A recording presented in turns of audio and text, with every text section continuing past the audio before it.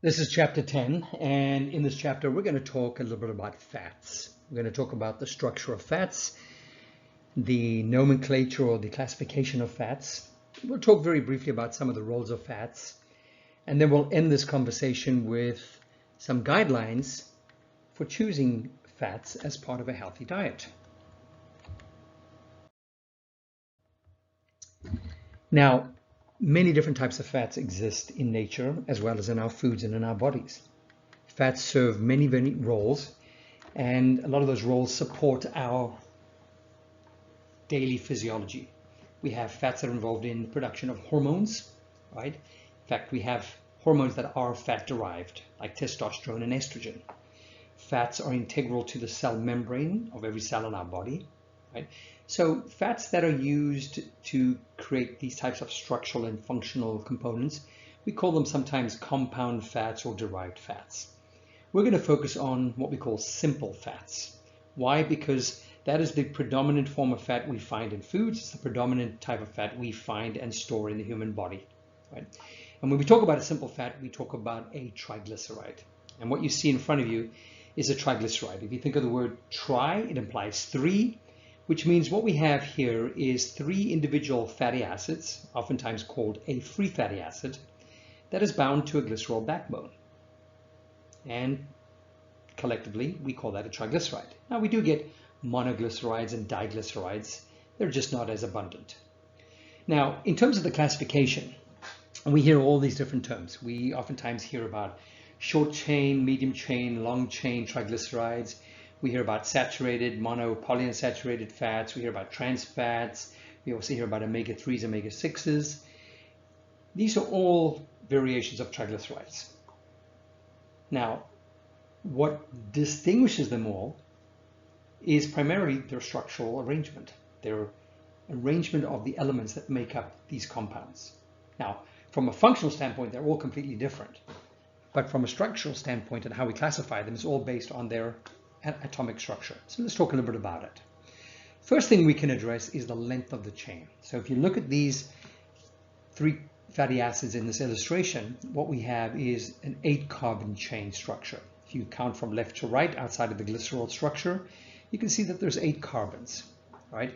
So generally, how we distinguish short from medium from long is got to do with how many carbons there are in the backbone. If it's between 4 and 6, we generally call them short chain fatty acids. We do find these in small quantities in plant oils.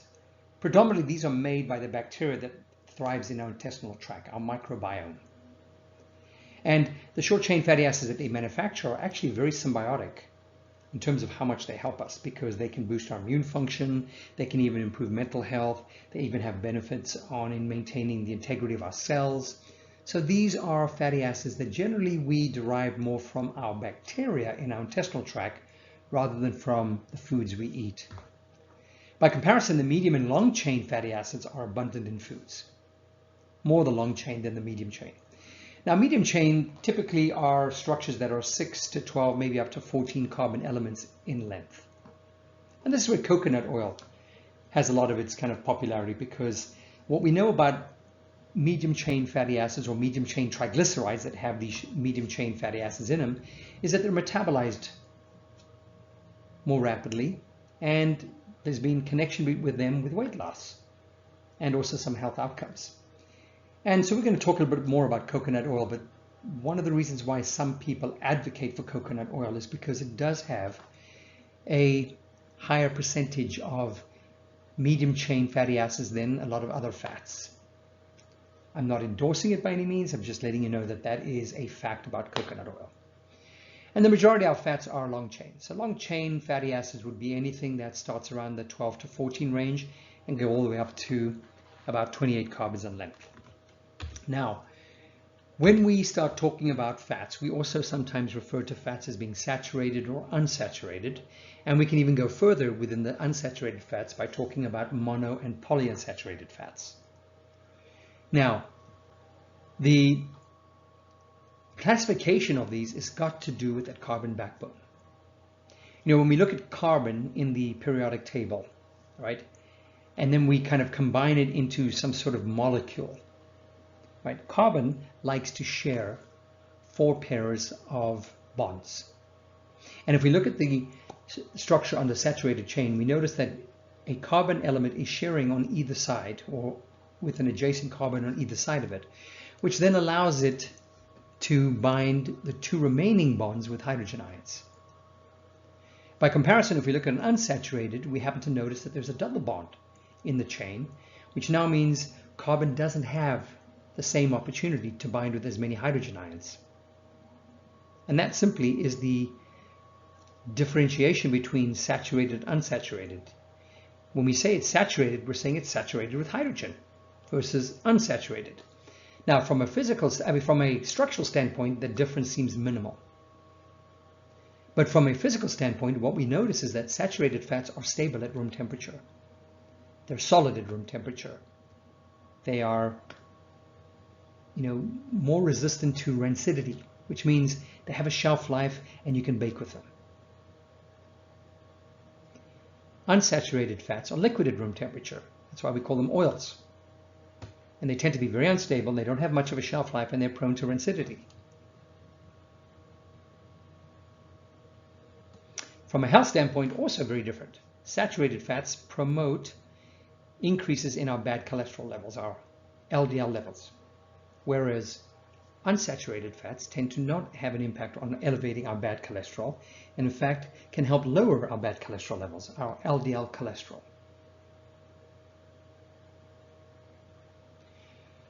Now, within the unsaturated fats, we can go one step further. We also talk about mono and poly, and simply what distinguishes the two from each other is how many double bonds exist in the chain. If there's one, it's called a monounsaturated fat. If there's multiple, it's called a polyunsaturated fat. So there is your basic difference between saturated and the variations of unsaturated fats. But we have one more type of fat we got to talk about here, right? On the topic of saturated and unsaturated, and we have trans fats. And then of course we'll get to omega-3s next. But on this slide, we're talking about trans fats, and so let's kind of provide a little historic narrative here. So, turn of the century, 1900s, we started seeing large-scale factories, mass food production, and so we needed to create foods that had a shelf life. And so what we needed was stable fats. Well, unfortunately, when you look at saturated fats, they are stable, but most of them are derived from animal sources, which are also expensive. So the food industry and scientists were looking for an alternative.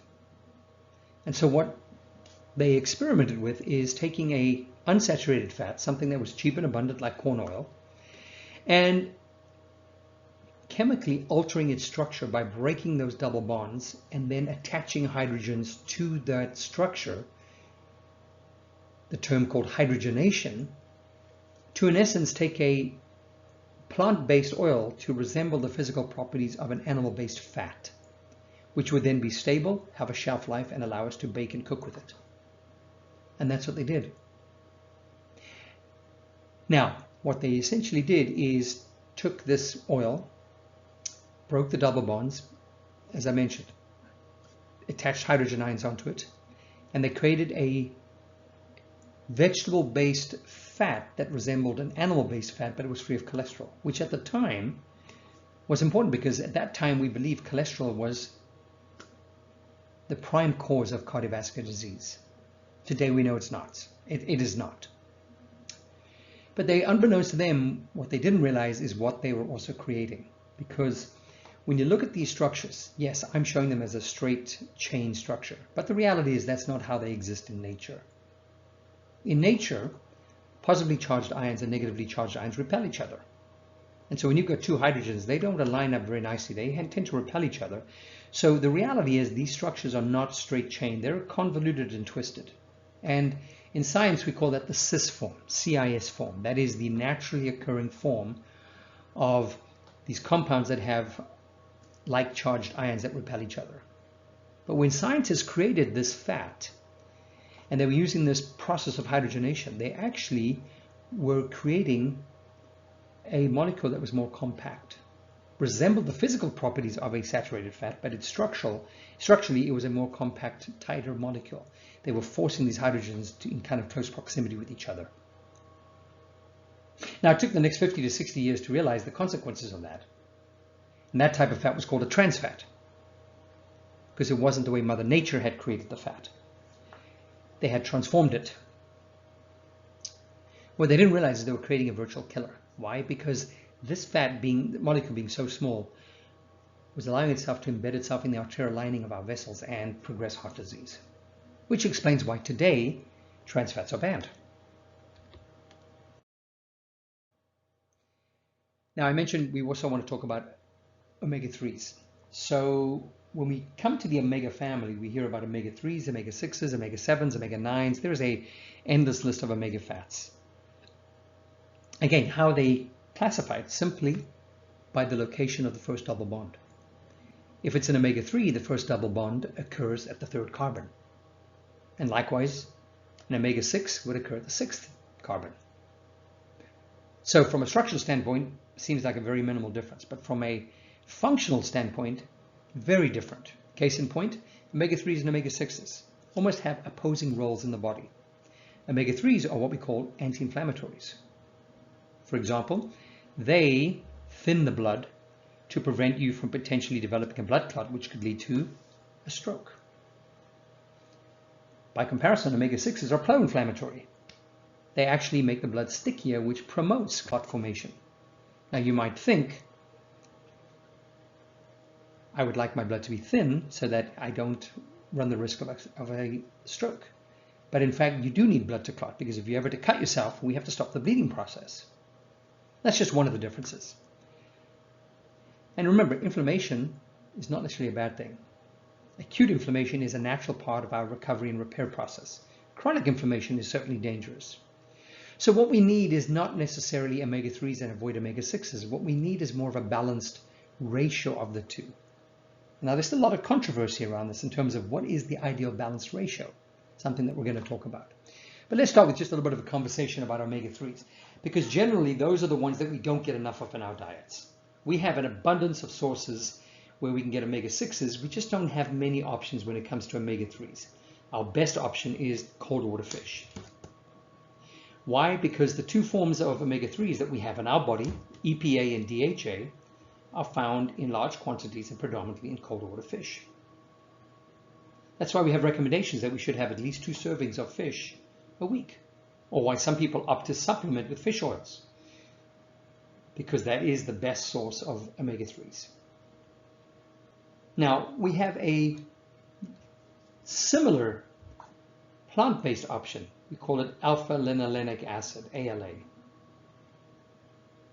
It falls under the category of omega-3, but it's not really a true omega-3 because it is converted once in the human body to either EPA or DHA. Well, the problem is the conversion ratios are not very high. So in other words, you've got to take a lot of ALA just to get the necessary amounts of EPA, DHA that we should be looking for on a daily basis.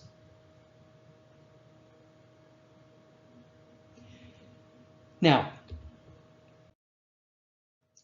when we start looking at fats, we also recognize that every source of fat doesn't just have one type of fatty acid. There is a mixed ratio across the board, as you see in this table right there.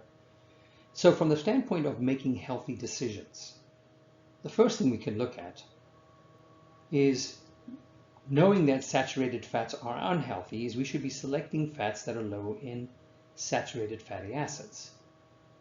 And if you look towards the bottom of the table, you can kind of see your animal-based fats tend to be a little higher in saturated fats than your plant-based fats, with 2 notable exceptions.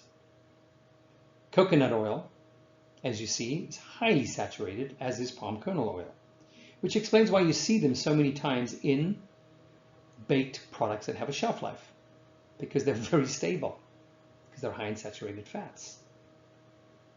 And this kind of creates the confusion around coconut oil, because coconut oil does have medium chain triglycerides, which are apparently healthy, but at the same time it also is very high in saturated fats. The general consensus from the medical community is that coconut oil should be consumed in moderation. Although the MCTs in coconut oil are health promoting, the high degree of saturated fat in coconut oil is a problem. So apart from selecting fats and oils that are low in saturated fats, we have another option of selecting fats and oils that are high in the unsaturated fats. And we can start with just monounsaturated fats.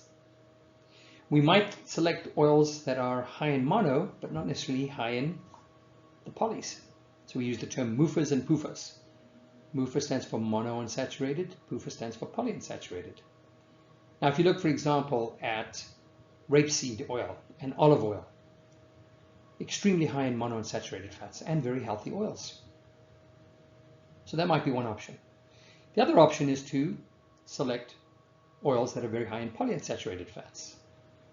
Now, here's where we kind of can go one step further, because this is where there's some controversy. I mentioned earlier that omega-3s and omega-6s kind of have opposing roles in the body. And there is some research, albeit non-consensual, which means there's no universal agreement on this, that we should be looking for balanced ratios between these two types of fats. In other words, not necessarily a 1-to-1 ratio, but a ratio where our omega-6s, which are very abundant in our diet, are in the ratio of about 3 to 4 to 1 compared to the omega-3s. Unfortunately, that's not something that we see in the Western diet. Our Western diet is extremely high in omega-6s, where our ratios could be more along the lines of 10 to 15 to 1. For example, if you look at your omega-6 column and you look at some of the common oils in the Western diet, I look at corn oil, cottonseed, I go further down to peanut oil, right? We've got safflower, sunflower. These are very common oils, wheat germ, very common oils in the Western diet. And what you notice in them is they're very high in omega-6s and relatively low in omega-3s, or the ALAs. And so there is some scientists and some entities that recommend that we should be looking, when we're selecting our polyunsaturated fats, for more balanced ratios between the two. If you take, for example, almond oil, right? It has a much better ratio, closer to that ideal range of 3 to 4 to 1. Right? Look at chia seed. Right? So there are some options that are suggested as being aligned with kind of finding more of that balance.